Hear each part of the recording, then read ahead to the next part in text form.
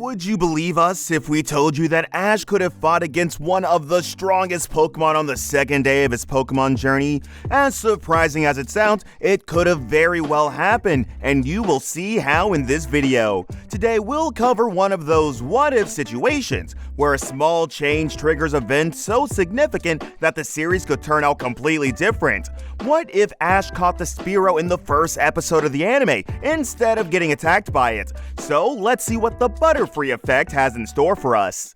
The story begins as we all know it. Ash wakes up late on his first day, so he gets an uncooperative Pikachu instead of a normal starter and embarks on his Pokemon journey. After an unsuccessful attempt to catch a wild Pidgey, he learns that he needs to weaken them first. With this Pikachu laughing incessantly at his incompetence and refusing to help him, Ash comes up with a few genius ideas. After trying to catch a Pidgey with his pajama unsuccessfully, he now decides to get more serious and grab a rock. Then he locks on his target, which is a nearby Spearow, and throws a rock at it. But unlike in the show where the rock only angers the Spearow, in our theory, Ash lands a critical hit with the rock, stunning the Spearow completely. Seizing the opportunity, Ash throws a Pokeball at the Spearow, capturing it successfully. A rush of excitement surges through him as he realizes he has caught his first Pokemon. He turns around and tells Pikachu he doesn't need him to catch Pokemon with a smug look on his face.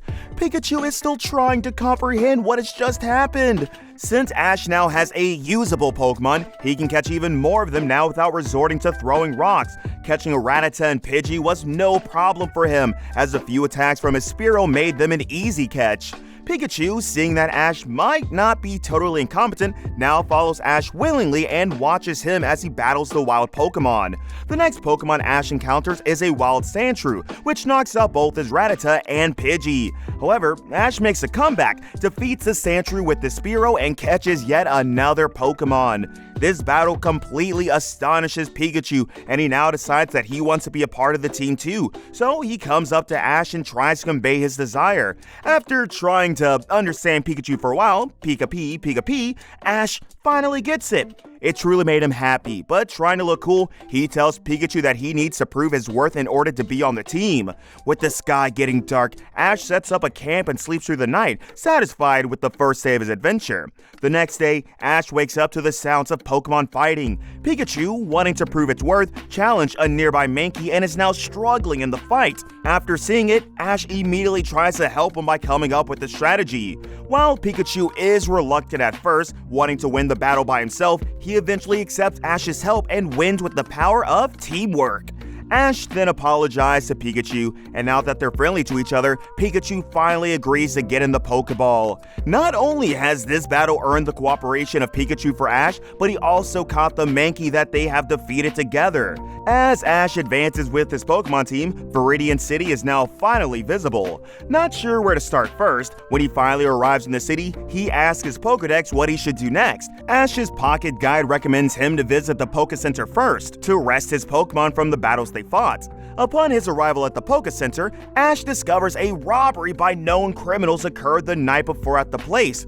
Ash, being the heroic kid he is, asks Officer Jenny, who was there searching for clues, if he can help with the case. After Jenny appreciates the fact he's willing to help, she has to reject his offer since Ash is still a child. She also shows him a poster of the criminals so he knows to avoid them. After a call with his mother, he decides to tell Professor Oak and tell him about his journey so far. Oak, surprised by Ash having 6 Pokemon already, informs Ash about the Pokemon League and mentions there's a gym in Viridian City too. Ash, overflowing with joy, takes his newly healed Pokemon and runs for the gym as fast as he can. After wandering through the city and asking for directions a few times, he finally starts approaching the gym. The Viridian gym looks majestic with its Roman architecture even from afar. But suddenly, Ash stops in his tracks as he sees something shocking. The criminal trio Jenny warned him of was walking directly to the Pokemon gym. Instead of calling for backup, Ash decides to follow them and enters the gym alone. The first thing he notices is a dark silhouette of a man sitting on a balcony over the gym battlefield. The man then asks Ash with a deep voice if he has come to challenge him for an Earth badge. Ash is now torn between his desire to win his first badge and his curiosity about why the criminals enter the gym. After he suppresses his urge to fight temporarily, he decides to ask about the criminal trio first. The man reacts with a frown and stands up and steps into the light. The man is now fully visible. Wearing a suit, he has a powerful aura. He proceeds to introduce himself as the leader of the Viridian Gym, Giovanni.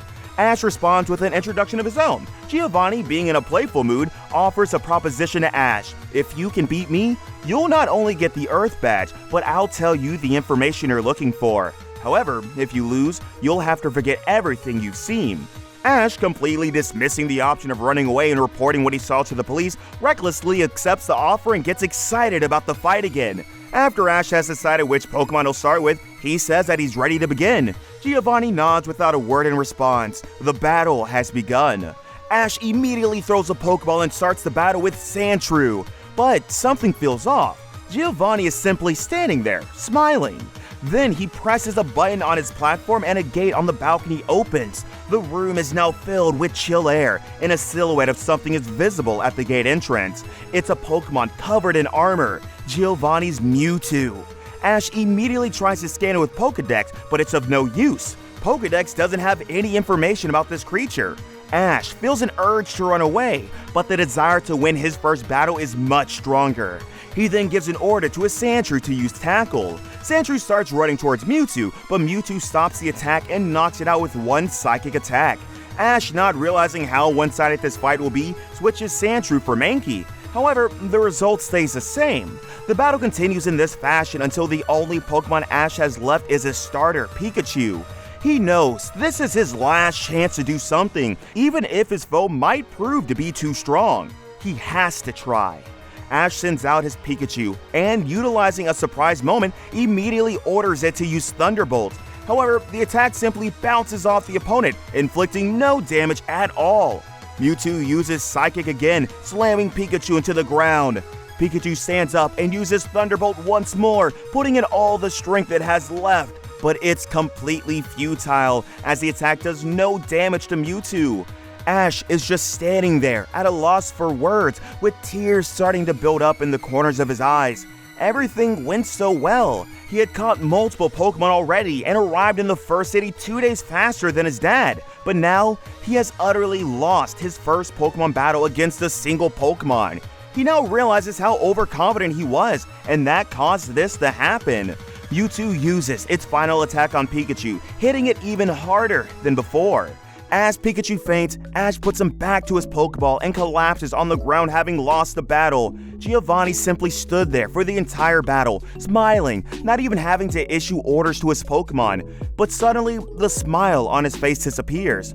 "You've lost, kid," he says, and then orders his Mewtwo to put Ash to sleep and alter his memories of the events he witnessed. Ash stares at the mysterious Pokemon, trembling with fear, but a moment later loses his consciousness. Ash wakes up a few hours later on a bench in front of the gym, not sure of what happened. The only thing he knows is that he has lost his first Pokemon battle. Looking at the gym's entrance, Ash swears to come back and challenge the gym leader one day as a much stronger trainer. Once he returns to the Poke Center, he asks around for the next closest gym. With the majority of people recommending him to go to the Pewter City next, Ash decides to go there as his next destination. After refilling all of his supplies, he leaves the city and enters Viridian Forest. On the way to Pewter City, Ash plans to catch even more Pokemon and train hard so he can earn his first badge. Now, let's pause and speculate how Ash's Pokemon journey would turn out in the long run if these events actually happened.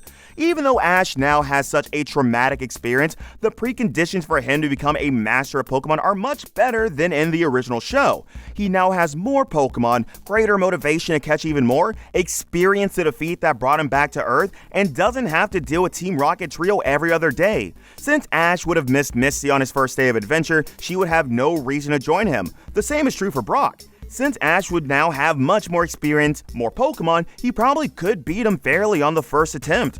This means Ash wouldn't need to train his Pikachu with Brock's dad and wouldn't inspire Brock like how he did in the original show, when he didn't take the Boulder Badge at first since he won unfairly. Without these key events in place, the probability of Brock joining Ash is minimal.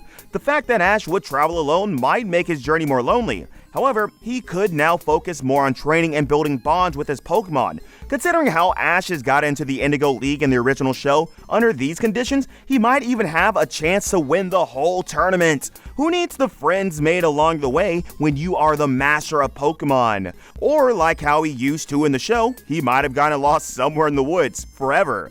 How do you think Ash's adventure would turn out after this change to the original show? Let us know in the comments. Also, don't forget to like and subscribe to the channel. Check out our other videos too, and as always, have a great one.